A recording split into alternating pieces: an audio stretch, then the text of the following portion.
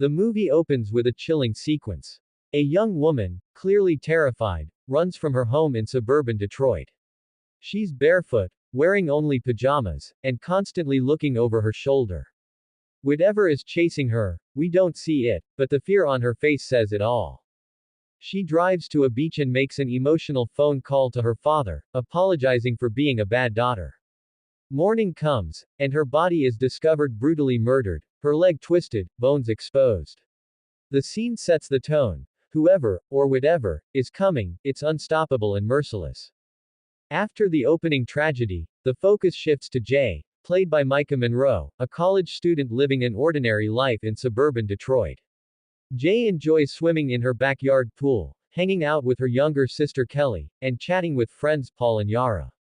But her life takes a dark turn after a date with a boy named Hugh. On their first date, Hugh seems charming and kind. While waiting in line for a movie, he wistfully talks about how carefree children seem, reminiscing about the innocence of childhood. Inside the theater, however, things take an eerie turn.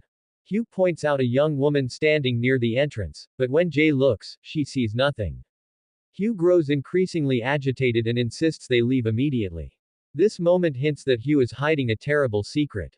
On their next date, after having sex in his car, Hugh chloroforms Jay. When she wakes up, she's tied to a wheelchair in an abandoned parking lot. Hugh, pacing nervously, explains the horrifying truth. He tells Jay he's passed a curse to her through their sexual encounter.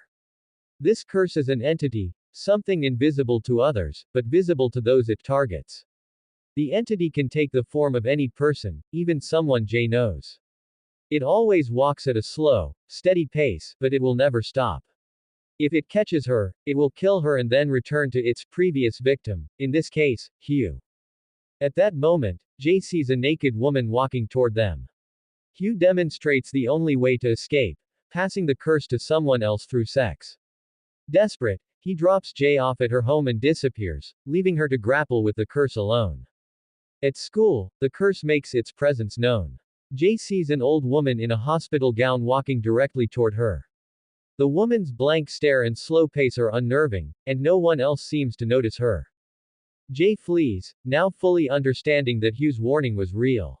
Terrified, she confides in her sister Kelly and her friends Paul and Yara.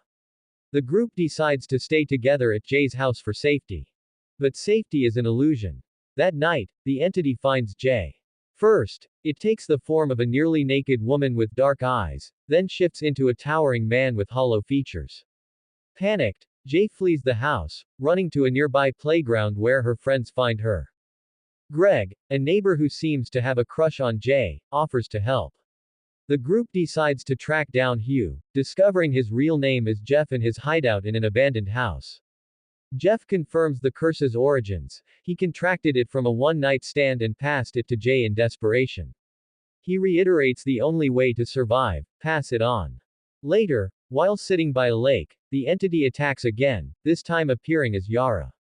It's a terrifying scene, as the entity's transformations and relentless pursuit drive home how unstoppable it is. Jay shoots IT, but it doesn't die. She flees in Greg's car, only to crash into a cornfield. After waking up in the hospital, Jay takes desperate measures. To buy herself more time, Jay sleeps with Greg in the hospital.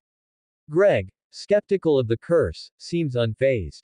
But days later, IT finds him. In a gruesome scene, it, disguised as Greg's mother, kills him in his own home. The curse now reverts to Jay. Determined to stop the curse, Paul devises a plan to electrocute IT in a swimming pool. They lure the entity to a deserted pool, with Jay as bait. But the entity is smarter than they anticipated. Instead of entering the water, it throws electrical appliances at Jay to kill her. Chaos ensues as the group blindly fires at the invisible entity. In a final desperate act, Paul shoots IT in the head, and it sinks into the water. Is it dead? The group isn't sure. Back home, Jay and Paul finally sleep together. Paul then visits a seedy part of Detroit, hinting he might pass the curse to someone else. The movie ends with Jay and Paul walking hand in hand, but in the background, a figure slowly follows them. Is it IT, or just a passerby? It Follows explores themes of mortality, guilt, and the consequences of intimacy. The curse's relentless nature mirrors the inescapable fears we all carry: death, regret, and responsibility. Its ambiguous ending leaves us questioning: can we ever truly escape our fears, or do they follow us forever?